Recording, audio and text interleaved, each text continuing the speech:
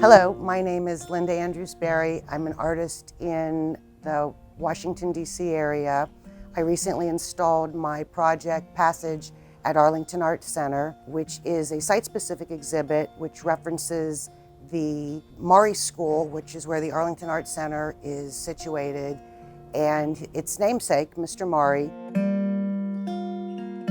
The things that interested me about Mr. Maury were his development of a very fast trade route for the Middle Passage, which is the passage, the dreaded passage, that African slave ships were forced to go to get to the West Indies as well as the United States to bring their cargo of humans.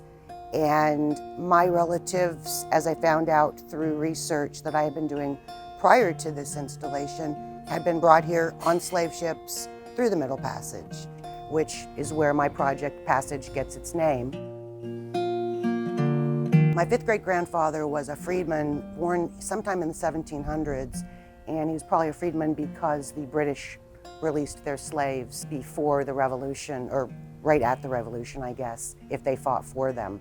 My fourth great grandfather was born a slave because it was changed, everything changed in the United States when they realized how much they needed the slaves to help work the land and make profits. I put the research I had done for my family together with the research I was discovering about the Arlington Arts Center's Maury School, and then Mr. Maury's discoveries and influence during his time as naval commander of the Confederacy, and prior to that, the head of the Naval Observatory. And I put these two together, and the project developed from there.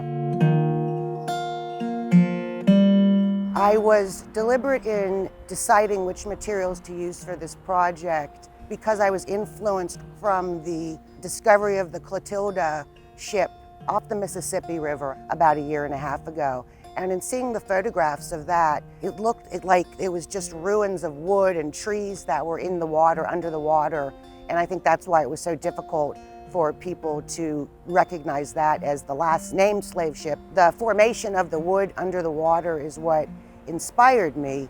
The driftwood was also really beautiful, embedded with mollusks and oyster shells, which kind of referenced a lot of the things that slaves were being used for, which is oyster harvesting, and also in the fact that they were brought through on ships.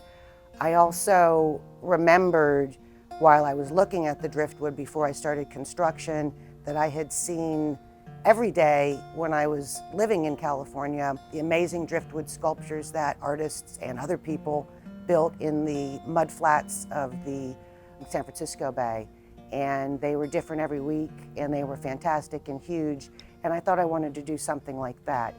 The sails that I use, the canvas sails, are phosphorescent, where they capture the sun during the day and are supposed to glow at night. The thought behind that was to have the exhibit be a 24-hour exhibit so people could see. It also brings light into the exhibit. So I also used change to kind of represent how the passengers or the cargo in the slave ships were transported with these chains. I realized that there is a conversation happening about who we honor and commemorate in public spaces. And I do believe that this does have a place in that conversation. I am trained as a museum professional, and I really respect artifacts. So I am conflicted about destroying the monuments. I like the idea of these monuments being taken down from the more prominent places that they are, in Richmond, the Monument Avenue, for example, and being placed in a different area with a context of how they were installed and why they were installed, which in most cases of the Confederate monuments were to intimidate Black people.